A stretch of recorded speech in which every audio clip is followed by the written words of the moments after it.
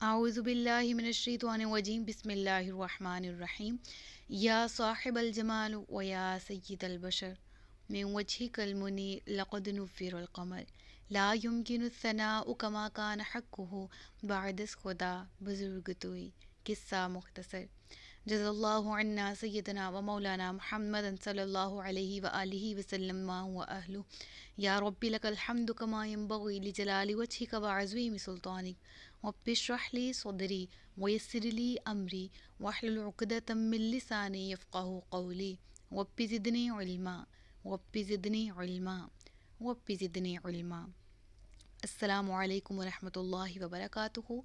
मैं हाफ़िज़ा इफ़रा जावेद इस्लाम आप सब लोगों से मुखातिब हूँ अपने यूट्यूब चैनल इन्फिनिट इस्लाम में।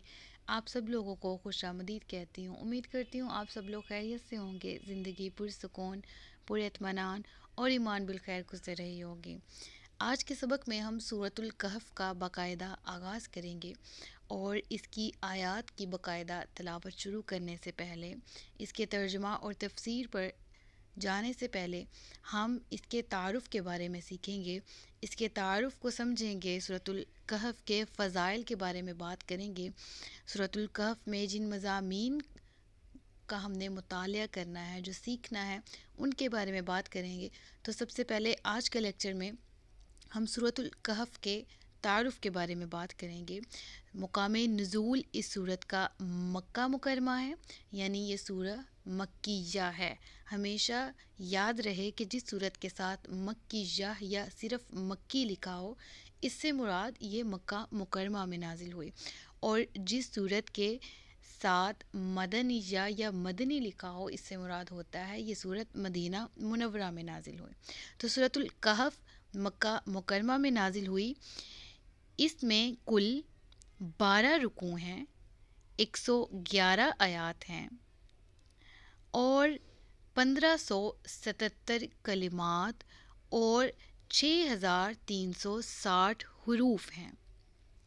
देखें, सबसे पहले एक चीज़ याद रखें, अभी मैंने नाम लिया यहाँ पर 1577 कलमे हैं, ठीक है, और 6360 हुरूफ हैं इस सूरत में।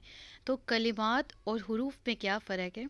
देखिए, अगर हम बात करते हैं अलिफ़ की, बा की, ठीक है, और इसी तरह ता की, तो ये सारे मिल के ये कलिमे कहलाते हैं, ठीक है, और इनसे मिल के हुरूफ बनते हैं, ठीक है।